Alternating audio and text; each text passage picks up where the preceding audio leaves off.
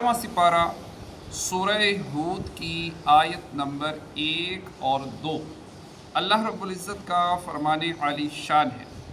الف لام را کتاب احکمت آیاتہ،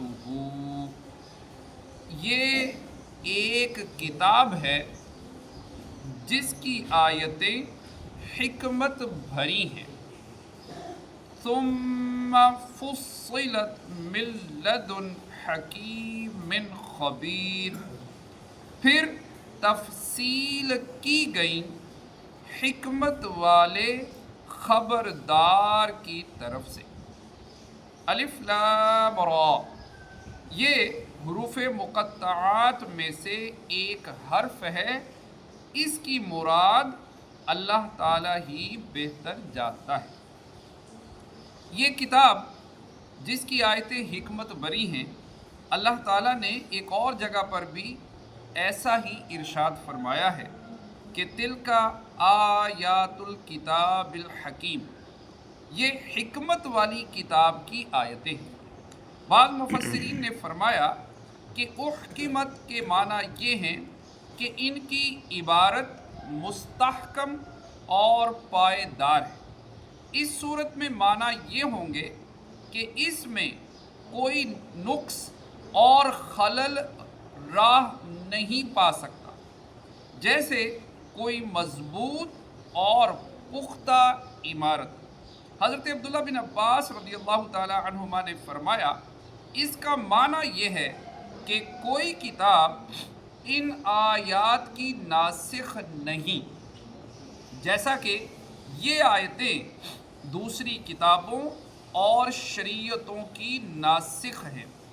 اور پھر اسے مفصل بیان کیا گیا، یعنی سورت سورت اور آیت آیت جدا جدا ذکر کی گئی، یا علیحدہ علیحدہ نازل ہوئی، یا عقائد و احکام، مواعظ، واقعات اور غیبی خبریں ان میں بتفصیل بیان فرمائی گئی۔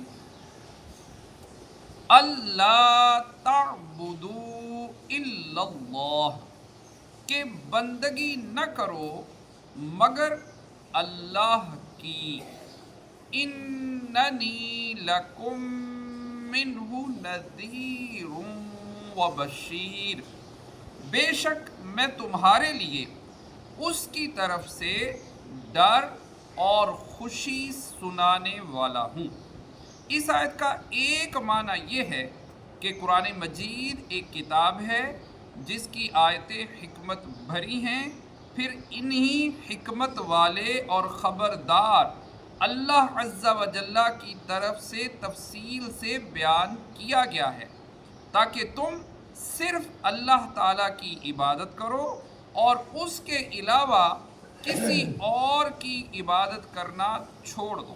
اس سے ثابت ہوا کہ قرآن مجید کو نازل کرنے کا اصلی مقصد یہ ہے کہ لوگ صرف اللہ تعالیٰ کی عبادت کریں، اور جس نے اللہ تعالیٰ کی عبادت نہ کی تو وہ ناکام و نامراد ہے۔